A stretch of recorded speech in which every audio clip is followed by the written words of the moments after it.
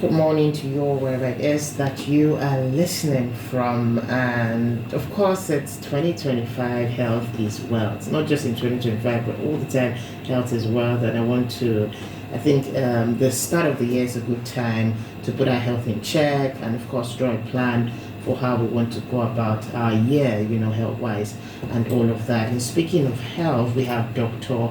Faye from Smooth Wellness Services. Smooth Wellness Services. Dr. Faye from Smooth Wellness Services is here in the studio, of course, to give health tips and all of that. So, good morning to you, Dr. Faye. Good morning, Ayo. It's good to be here. Good morning, Nigeria.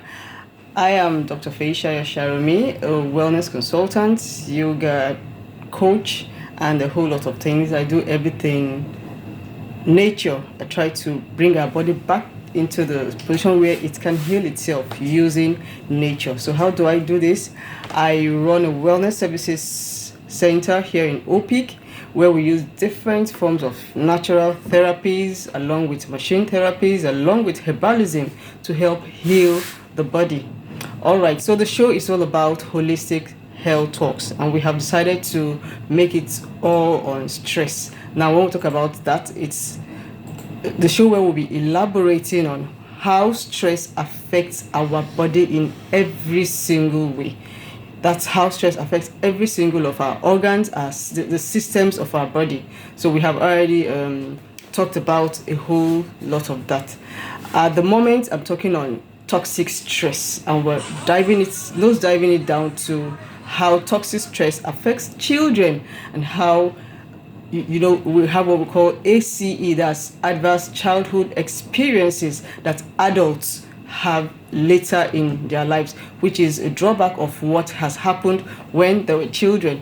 So we have talked about how physical abuse, because we started with types of ACEs that we are still on abuse. We've talked about physical abuse, talked about emotional abuse, and last week we actually started on sexual abuse. And like I said, sexual abuse is a very, very wide topic. So we'll just try and, talk about it. Yes, it's going to be robust, but we'll talk about it and see how we can drive home the point. So last week we were able to talk about what sexual abuse is, that it's, not giving consent to somebody who's trying to have sexual activities with you. And we talked about how not giving consent, when it comes to children, a child can never give you consent to have sexual activities with them.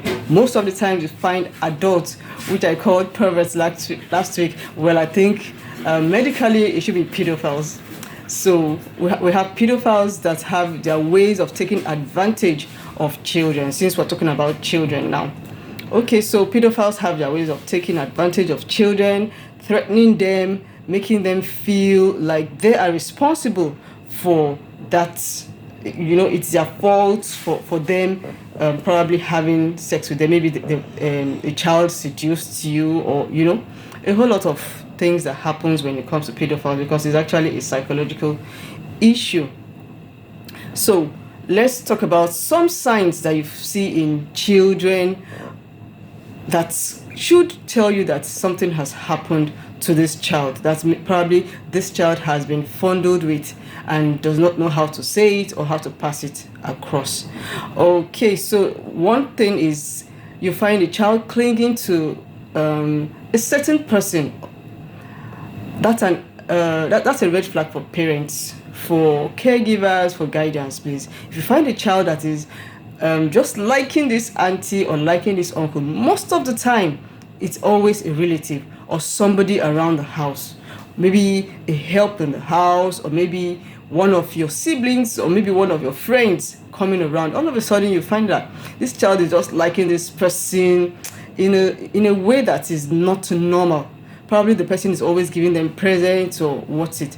Please, as a parent, make sure that you call that child and try to ask, so that you are sure that it's a healthy relationship that this child has with this adult. Ensure that the child is not being fondled with or being taken advantage of.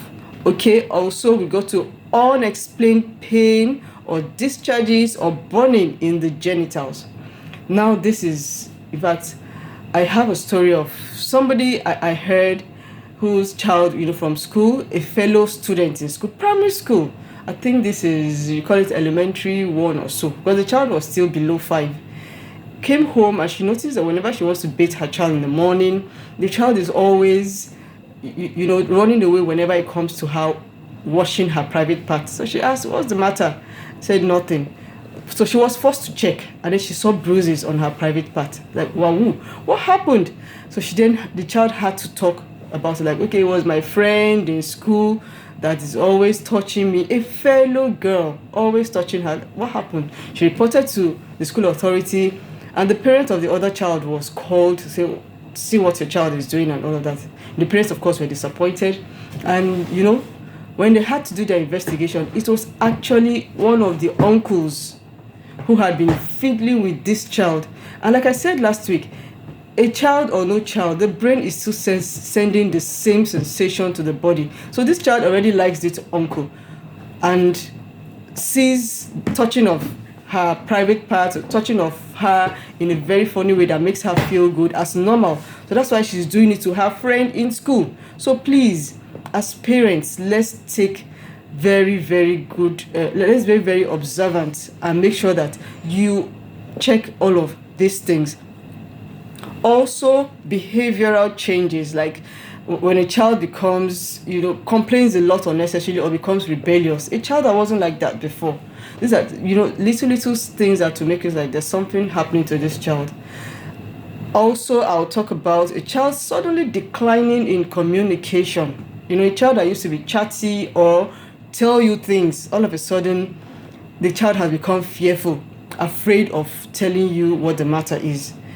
A lot of times, parents do not even have a very good relationship with their children. So the little you're actually having with the child, if that has now reduced, that is also a red flag. So please, these are little signs. There are a whole lot of signs that we have that are out there that would let you know that there's something wrong with this child, or this child is being fondled with, because the trauma remains there. Some children see it as, oh, this is nice, and then you now find this child continuing these habits, this behavior with their friends or as they grow older, not knowing that it's wrong.